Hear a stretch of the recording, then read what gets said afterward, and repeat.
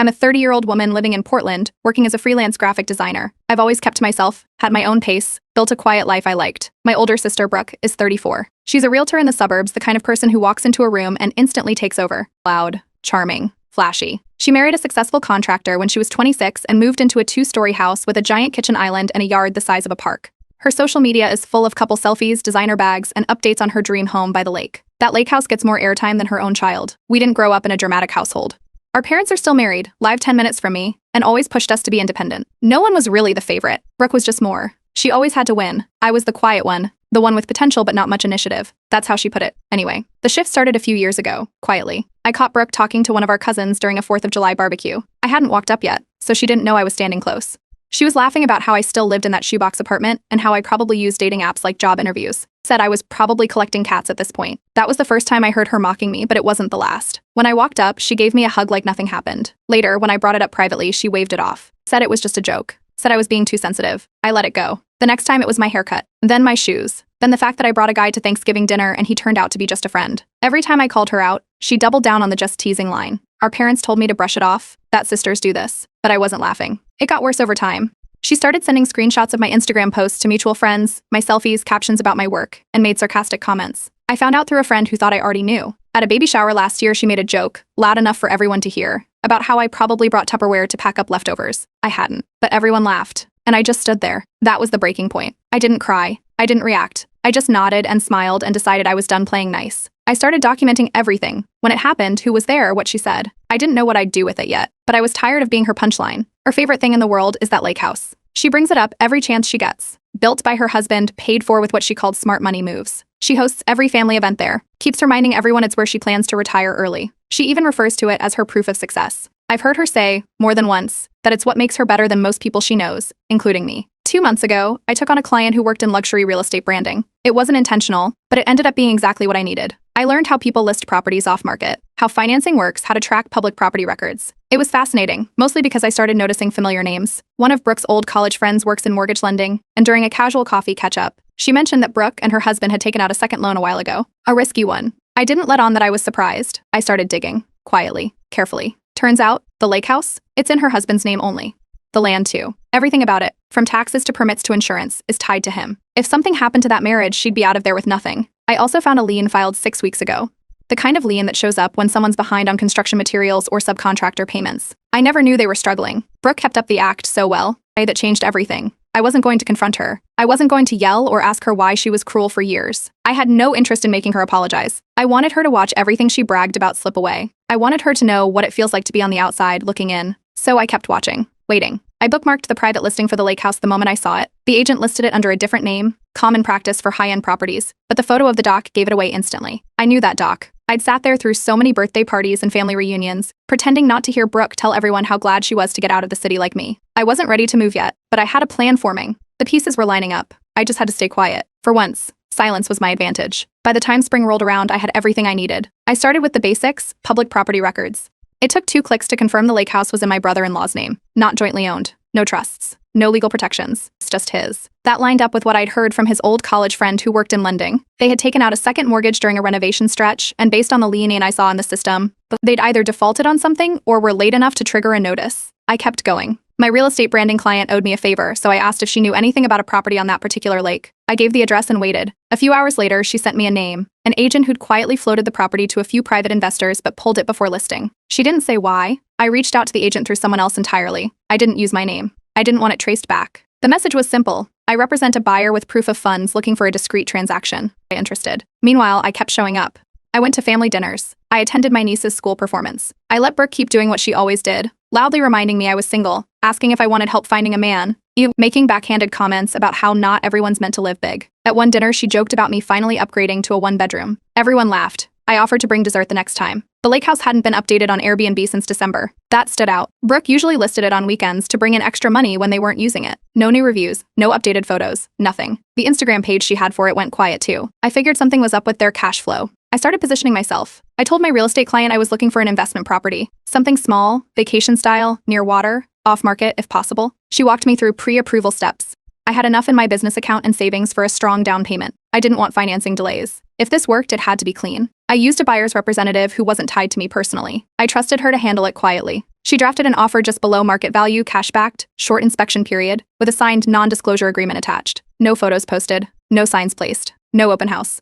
She submitted the offer to the agent the same week the house was quietly being floated again. I didn't use my name on any of the paperwork. It all went through a shell LLC I had set up last year for freelance business reasons. A week later, the offer was accepted. Brooke never knew it had been relisted. The agent only dealt with her husband, and her husband, for whatever reason, didn't say a word. The deal closed in less than 2 weeks. I didn't move in, I didn't even visit during the day. I had the locks changed, security codes reset, utility bills rerouted to my business P.O. box, all under the LLC name. She found out the house was gone when she drove up with her daughter to open it for the summer. There was no for sale sign, just a locked gate and a keypad that no longer accepted her code. She tried the old key, didn't work. She called her husband. He didn't answer. She tried calling her husband first, but when he didn't answer or explain anything, she called our parents. They had no clue what was happening. Then the group text started. Dozens of messages back to back. She was in full panic mode. Claimed someone had stolen the house. Said there had to be a mistake. Told everyone that someone shady must have hacked their mortgage. My phone lit up all afternoon. I didn't respond. When my mother asked if I'd heard anything, I told her I hadn't. I said maybe it was a banking error. Maybe the county messed something up. My dad said Brooke sounded hysterical and was blaming her husband. Apparently he wasn't reacting the way she expected. It just kept saying he'd handle it. She spiraled for days. Posted vague updates on her personal Facebook page about betrayal and legal battles. I didn't comment. I didn't like anything. I didn't even open the app. Every message she sent to the group got more dramatic. My brother-in-law stopped replying altogether. A week after the chaos started, I drove up to the lake house late at night. No one was around. I sat on the dock with a blanket and a sandwich and just listened to the water. It was quiet. The kind of quiet you feel in your bones. I still hadn't decided what to do with the house long term. Rent it, flip it, keep it. But right then, I just sat there with the keys in my hand and watching the moon ripple across the lake. And for the first time in a long time, I didn't hear her voice echoing in the back of my mind. Brooke started calling in favors within the first week of June.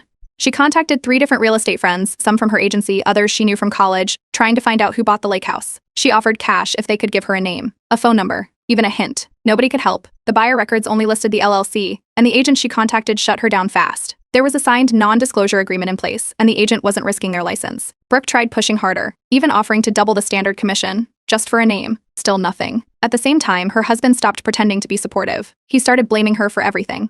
Said she was the one who insisted on constant upgrades, the one who ignored the bills, the one who treated the house like her personal showroom.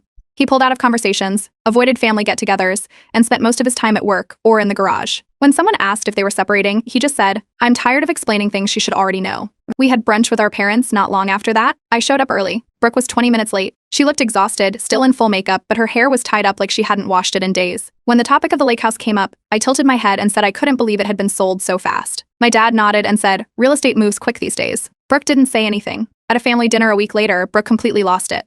The topic was something simple, our cousin's wedding menu, and out of nowhere, she turned to me and asked if I still ate alone every night in my shoebox apartment. No one laughed. Not even her husband. The table went silent. My aunt changed the subject, and Brooke got up and left the room. Everyone sat there, frozen. After dinner, our parents pulled me aside. My dad asked quietly if I knew what was going on. My mom asked if Brooke had said anything to me privately. I kept my tone light. I told them I thought it was best if they talked to her husband. They both nodded and didn't push further. The lake house was doing well. I'd started replacing furniture, took out the bulky brown leather couch, added a soft cream sectional with clean lines. I hired a stager to make the photos pop. Plants in the corners, sleek light fixtures, soft throws on the armchairs. It looked like something from a magazine now. Uppings jumped. A regional film crew rented it for 3 nights during a shoot, and one of the actors tagged the porch swing in a behind-the-scenes photo. I watched the listing numbers go up without ever mentioning a thing to anyone. Then came the moment I didn't see coming. One of Brooke's old friends, someone she hadn't seen in a while, booked the house for a girls' weekend through Airbnb. She didn't realize where it was until she arrived. The layout was familiar, but it looked so different that she second-guessed herself, until she opened a drawer in the guest bedroom and found a photo. It was small, slipped between manuals and batteries, but it was a family photo from 2 years ago. The friend didn't steal it or mention it publicly, but she texted Brooke after the trip. The message wasn't clear, just that she stayed at a lake house that looked a lot like the one Brooke used to have. Brooke lost it. She dug up the Airbnb listing, tried tracing the host's identity, but everything was protected. She snapped. 2 days later, she showed up at my apartment building and tried to get buzzed in. Security stopped her. She didn't have access, and I'd already filed a private no-contact warning with the property management just in case. They asked if I wanted to escalate it. I said no, just document the incident and inform me if she came back. The next few family gatherings were strange. Brooke didn't show up to one. At the next one, she barely spoke. My dad started complimenting my work, asked about my clients, asked if I was looking into investments. My mom looked worried. She kept asking if Brooke was okay and whether we could maybe patch things up. I didn't answer. Then Brooke quit her job. No warning, no transition plan. She just walked out, claimed emotional distress, said she couldn't focus anymore.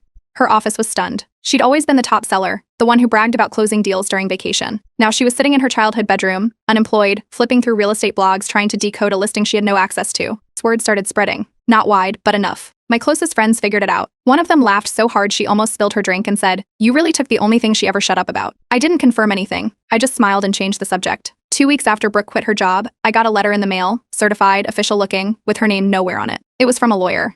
Inside was a cease and desist notice accusing me of interfering with her property, stealing a family asset through deception, and threatening legal action unless the property in question was returned. It didn't mention me by name, just the LLC, but the intent was clear. Brooke had decided to take a swing. My attorney handled it the same day. We responded with documentation showing the clean chain of title, the signed-off sale agreement from her husband, and verification that the transaction was completed lawfully, with full disclosures. We included the NDA clause and reminded them that further false accusations could open the door to a defamation counterclaim. That shut it down. Her husband didn't back her up.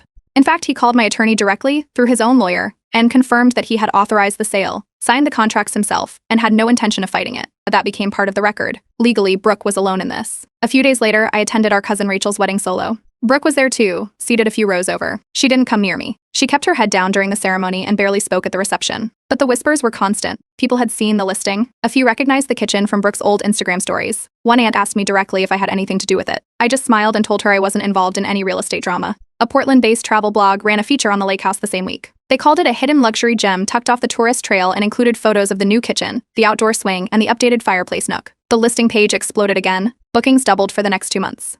That's when Brooke made her boldest move yet. She tried to buy the house back. She didn't come to me. She had someone reach out to the buyer's agent, who still handled inquiries for the LLC, offering full market value plus a bonus to sell the property back. She framed it as undoing a mistake. We politely declined. The agent informed her that the owner was not interested in selling at this time. No further contact was encouraged. Shortly after that, her husband moved out. He didn't announce it. He just packed a few bags, signed a short-term lease nearby, and filed for legal separation. Financial irresponsibility, emotional instability, and non-cooperation on shared debts were listed as reasons. It wasn't sudden, but it hit her hard. She had lost the house, her career, and now her marriage, none of which she publicly acknowledged. I stayed quiet. I didn't post, didn't explain, didn't react. Our parents invited both of us to a Sunday lunch. My mom called it a family reset. I showed up. Brooke was already there when I walked in. She barely looked at me. We ate in silence for 20 minutes before she suddenly blurted out that everyone's turning on her. My dad tried to calm her down. She stood up, knocked over her water glass, and stormed out without touching her food. I stayed and helped clean the table. The lake house caught the attention of a furniture company looking to do a promotional shoot. They reached out through the Airbnb listing and offered to style the living room with their pieces for a catalog shoot. I agreed as long as all paperwork was done through the LLC. They came in, shot for 6 hours, and left a few signature pieces behind as part of the deal. A week later, Brooke saw a photo from the shoot on the company's blog. She zoomed in and noticed a familiar object on the side table, an heirloom decor piece she used to brag about, a carved glass lamp passed down from our great-aunt.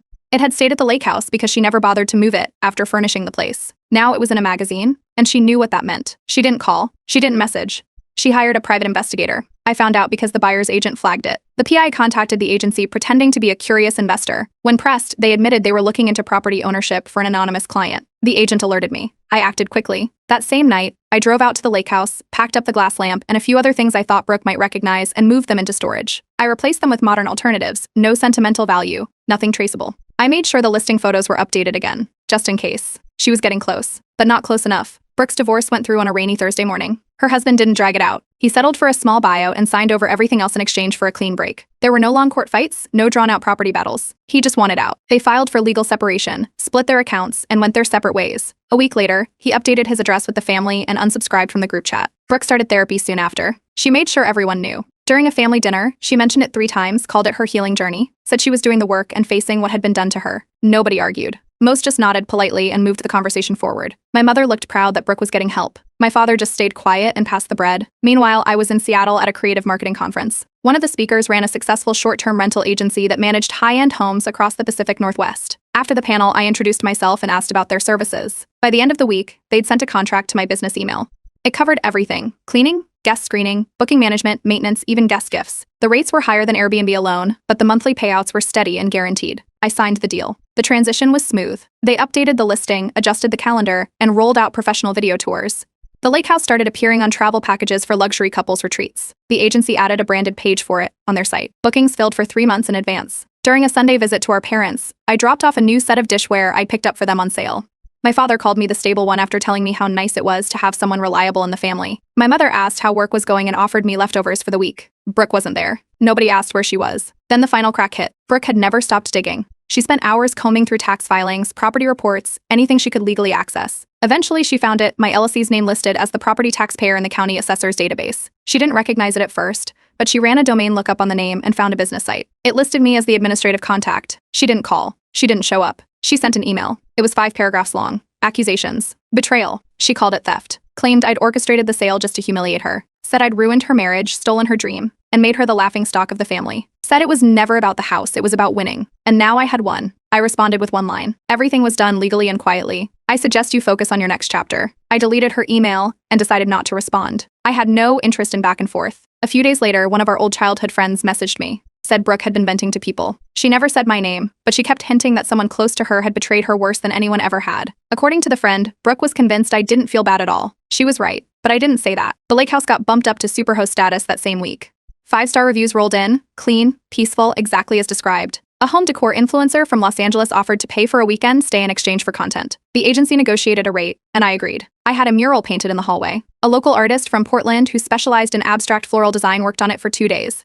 The piece was titled Rebirth. She never knew the story behind it, and I didn't offer one. For the first time, Brooke wasn't invited to a family event. It was our uncle's retirement dinner. Normally, Brooke would have been involved in planning it, or at least assumed she'd be a guest. But the invite went to me instead. The reason was quiet but clear. My aunt said they wanted a calm evening. I showed up. She didn't. A month later, the rental agency forwarded me a request. A wealthy couple visiting from California was scouting lakeside properties and asked for a private showing. They were looking to buy a retreat home they could rent out seasonally and offered an initial viewing over lunch. I didn't say yes right away, but I looked into their profile. They had the funds. They were serious. If I sold, it would be at a massive profit. Still, I didn't tell anyone. Not my parents. Not my friends. Not even the rental agency knew who owned the property. Everything ran through the LLC. Every email was signed under the company name. I intended to keep it that way for now. The couple from California booked the private showing through the rental agency. Their profile was clean, their finances already vetted, and they wanted to move quickly if it felt right. I agreed to the tour, but instead of sending a representative, I decided to handle it myself. Officially, I introduced myself as the property manager on behalf of the owner. No names, no paperwork, just a walkthrough. They arrived on a crisp Saturday morning.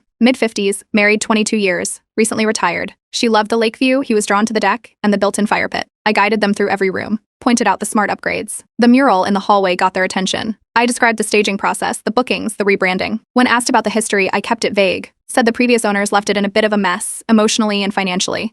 They chuckled and nodded. Before they left, they made a verbal offer above asking, all cash, no contingencies. It was more than double what I paid 6 months ago. They said they'd follow up with formal paperwork by Tuesday. I told them I'd need a few days to consider it. The next morning, my parents called to check in. My mother asked if I'd heard about Brooke. I hadn't. She'd checked herself into a private wellness retreat outside Bend. Voluntary stay, 2 weeks minimum, no outside visitors unless invited. My parents were hopeful it would help. My father said she was finally quiet. Then he asked if I'd consider visiting, just once. No pressure. I drove out the following Friday. The retreat was simple, stone paths, white furniture, trees lining the back patio. I signed in with the receptionist and was led to a small visitor room. Brooke walked in 10 minutes later. She froze when she saw me. Then she sat down and started crying. We didn't hug. We didn't fight. We sat across from each other, and for the first time since we were teenagers, neither of us reached for the upper hand. She talked first. Not with excuses, but with a kind of weariness I hadn't seen in her before. She said she always thought I made safe choices because I was scared. Said it made her feel braver, louder, bigger. I didn't say much. When she paused, I told her the truth. You mocked me for years to feel taller, so I built a house of my own to stand in.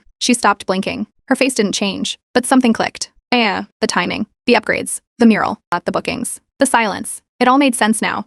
She saw the shape of what I'd done, not out of revenge, but with purpose. Not loud, just steady. She didn't say sorry. She just nodded. That was enough. I left an hour later. No photos, no lingering. I didn't tell anyone I'd gone, and she didn't tell anyone I came. When I got back, the couple's offer letter was waiting in my inbox. It was solid, clean, and tempting. But I didn't accept it. Not because I doubted the profit, but because it wasn't about profit anymore. I emailed the agency and told them I was pausing all purchase inquiries for now. The lake house was staying put. A week later, my father's birthday dinner was held at their home. Quiet crowd, just close family. After dessert, I pulled my parents into the kitchen and told them the truth. That I owned the lake house. That I'd bought it quietly. That every decision since that barbecue 2 years ago had been mine. My mother looked like someone had turned the room upside down. My father exhaled slowly and said, well, I'll be damned. They asked why I never told them. I answered plainly, because I didn't need to. Brooke returned to town a few days later. She didn't reach out. She didn't post on social media. She moved into a modest 2-bedroom condo in a quiet part of town and took a part-time job at a home staging firm. We crossed paths once at a farmer's market. She waved. I nodded. There was no apology, no speech. But there was also no drama. Thanksgiving that year was hosted at the lake house. I didn't announce it. I didn't decorate it with a theme. I just cooked, set the table, and let people enjoy the view.